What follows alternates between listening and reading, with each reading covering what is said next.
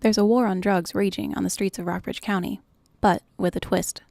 Christopher Russell, the Commonwealth's attorney for the city of Buena Vista, is seeing a different kind of drug offender. In 2012, we've had quite a few felony cases involving women using drugs and selling drugs. So if we've had 150 felony indictments this year, maybe a third of them have involved women and drugs. Since the late 1980s, the incarceration rate for women has exploded, mainly because of cocaine. In Rockbridge County, female offenders are getting into trouble over prescription drugs. The recent trend has been more to narcotic pills, narcotic pain pills like oxycodone, morphine, things like that. One theory, for example, is that the economic downturn has made things like cocaine less available to people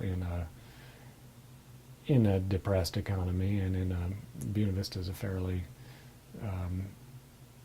underprivileged area compared to other surrounding parts of Virginia. To combat illegal prescription drug sales, police rely on the tried and true buy-bust tactic. A member of the community gets caught breaking the law and flips to become an informant.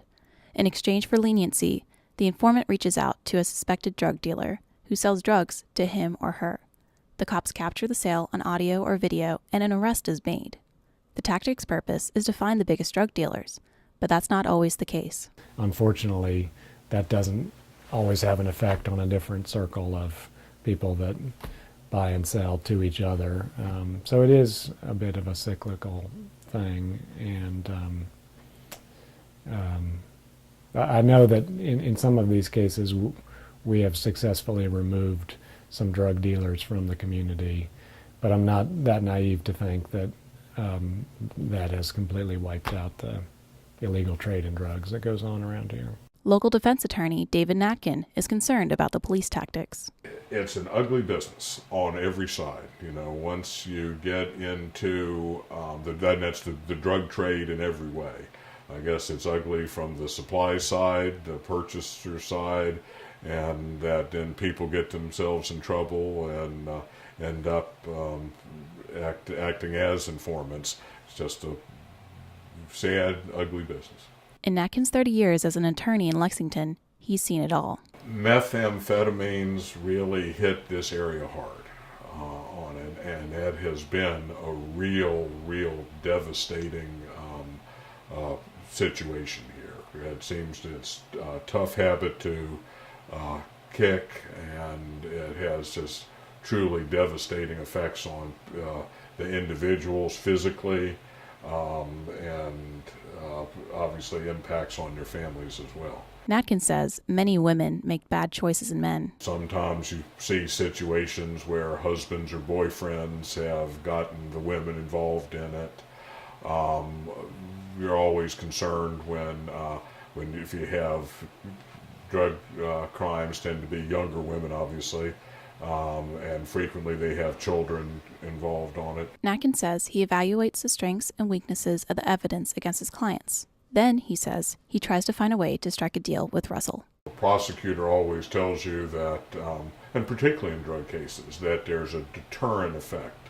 That convicting someone or a lengthy jail sentence has an effect on the broader society and how things are perceived. Yet Natkin says he believes in the legal system. I've never known Chris to try to hide the ball or mislead you in any way whatsoever. In particular, in drug cases, the officers involved and the regional drug task force is always very closely involved in those agreements, and because they really know the situation, have a better idea of how big a player the person is, and so they're normally involved. And also the Virginia sentencing guidelines, which give you an idea of what an expected sentence could be, gives everybody a good idea of what the playing field looks like. Russell says he hopes offenders learn their lesson and can find other ways to make ends meet as the economy improves. I'm hopeful that we're on at least a little bit of an economic upturn nationwide and statewide, and that employment rate will rise a little bit, and that people are a little bit more educated about the bad consequences of drug offending.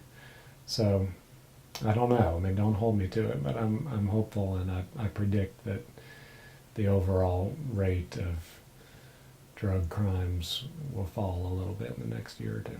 For the preliminary hearing, I'm Joni Deutsch.